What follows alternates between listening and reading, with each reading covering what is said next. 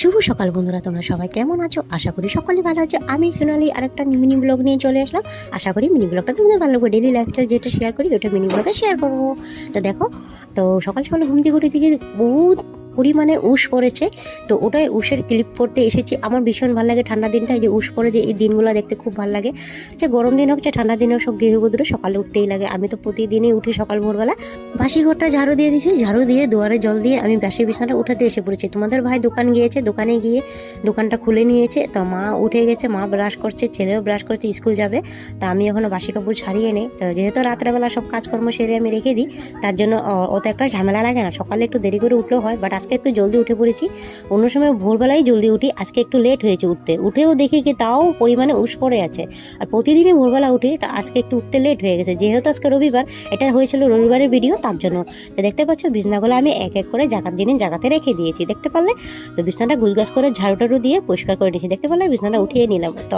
তো যাই হোক, এদিকের কাজ কমপ্লিট। আর সবাইকে আমি চা দিয়ে দিয়েছি, চা দিয়ে নিজেও খেয়ে নিয়েছি, সবাইকে দিয়ে দিয়েছি। আর ছেলেটা স্কুলে গিয়েছে, ও ব্রেকফাস্ট করে ওকে পাঠিয়ে দিয়েছি। মার ডিউটি চলে গেছে, আছে তোমাদের ভাই আর আমি ঘরের মধ্যে। তো ঘরের মধ্যে ওরকম কাজকর্ম এখন তো নেই, সব কমপ্লিট করে নিয়েছি। বাসি কাপড়ও চেঞ্জ করা হয়ে গিয়েছে। তো সকালে কি খাবো ওটাই বলছিলাম। তো বলছে ঘরে আছে শাক আর ডাল আর আলু। তো কি রান্না করব ওটাই ভাবছি, সকালে ব্রেকফাস্টটা করব। সকালে একচুট খাওয়া হয়ে গিয়েছে, মুড়ি চা বিস্কুট এসব খাওয়া হয়ে গেছে। মা সকালে খেতে পছন্দ করে না, একটু রুটি ছুটি বানালে তখন খেয়ে যায়। তা মা আজকে মুড়ি দিয়ে বিস্কুট দিয়ে চা খেয়ে গিয়েছে। কিছু ফটোগ্রাফ ছিল আগের, ওটাই দেখাচ্ছিলাম তোমাদের ভাইকে। তো এটা আমাদের সরস্বতী পূজার ফটো ছিল, ওটাই তোমাদেরকে শেয়ার করলাম। তো এসে পড়েছি এখানে আমি শোকেসটা পরিষ্কার করে শাক রান্না করতে। শাকটা কেটে নিয়েছে। শাক কি শাক ছিল? খুতরা শাক ছিল। তো খুতরা শাকটা ভীষণ প্রিয় আমার, আর রসুন সোমবার দিয়ে খেতে দারুণ লাগে।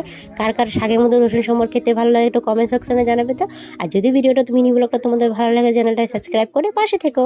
আর দেখো, শাকটাতে আমি লবণ দিয়ে দিয়েছি, রসুন সোমবার দিয়েছি, আর অল্প নুন দিয়ে দেবো, আর একটু কাঁচা লঙ্কা ফেরে দিয়ে দিব, ভালো লাগবে খেতে।